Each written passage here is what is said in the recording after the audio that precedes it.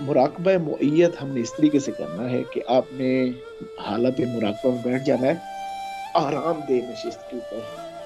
آپ نے کوشش کرنا ہے آرام دہ نشست کے اوپر آپ بیٹھے ہوں، اور اس کے بعد آپ نے بالکل اپنے آپ کو ریلیکس چھوڑ دینا ہے. ریلیکس چھوڑنے کے بعد آپ نے اپنی سوچوں کو دیکھنا ہے.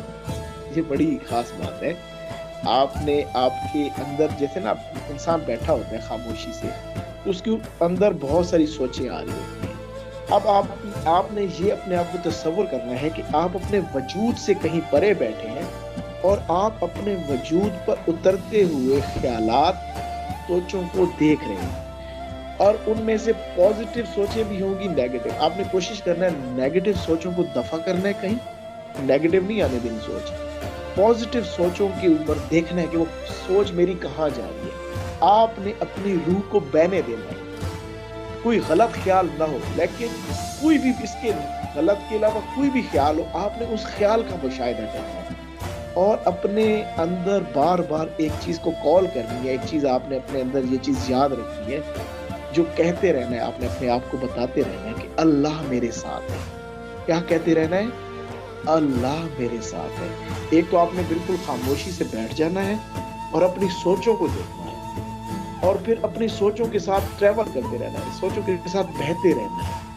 نیگیٹو نہ ہو، پازیٹیو سوچ ہو، اس کے ساتھ میں. اب آپ کی سوچ کی مرضی ہے، چاہے تو وہ آپ کو کہکشاؤں میں لے جائے، چاہے تو وہ آپ کو پہاڑوں میں لے جائے، چاہے تو وہ آپ کو مدینہ میں لے جائے، چاہے تو وہ آپ کو مکہ میں لے جائے، چاہے وہ آپ کو سوئٹزرلینڈ میں لے جائے، چاہے تو وہ اللہ کے عرش پہ لے جائے، چاہے وہ آپ کو کائنات میں کہیں پر بھی لے کے جاتی ہے نا، آپ نے اس کا مشاہدہ کرنا ہے. اس کو کہتے ہیں مراقبہ معیت. ٹھیک ہے. اب اس کی جو آؤٹ کمز ہوتی ہیں نا، وہ بڑی زبردست ہوتی ہے. اس کی کیا آپ کو آؤٹ کمز ملیں گی، میں آپ کو وہ بھی بتا دیتا ہوں تاکہ آپ کو نا یہ چیز یاد رہے کیا معاملہ ہوتا ہے.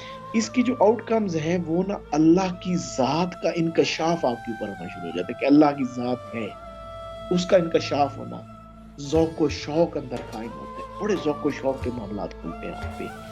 رونے کی کیفیت اور یہ چیزیں پھر آپ کی لائف میں زیادہ آنا شروع ہو جاتی ہیں. اللہ کے ساتھ محبت بڑھنا شروع ہو جاتی ہے. بے خودی سی آتی ہے، ایک بے خودی کی کیفیت. عشق اب آپ کے اندر آتا ہے، مستی کی کیفیت آتی ہے. اس کے بعد آپ کو حضوری قلب کا دوام ملتا ہے. آپ کو اللہ کی ذات کے ساتھ جو آپ کا اٹیچمنٹ ہے، اس کے اندر دوام آتا ہے. پہلے تو کبھی کبھی آتی ہے نا، ابھی تو کبھی کبھی آپ کو نصیب ہوتی ہے کہ آپ کو کوئی ایک وقت ہوتا ہے جس کے اندر آپ کو حضوری ملتی ہے، آپ ایک کیفیت میں ہوتے ہیں، اللہ کی طرف بہت رغبت ہوتی ہے. پھر یہ چیز آپ کو بہت زیادہ کنٹینیوسلی ملنا شروع ہو جاتی ہے، اور اللہ کی ذات کے علاوہ آپ کے اندر سے ہر ایک چیز نکلنا شروع ہو جاتی ہے. ہر ایک معاملہ فنا ہونا شروع ہو جاتا ہے. صرف اور صرف اللہ کی ذات رہ جاتی ہے.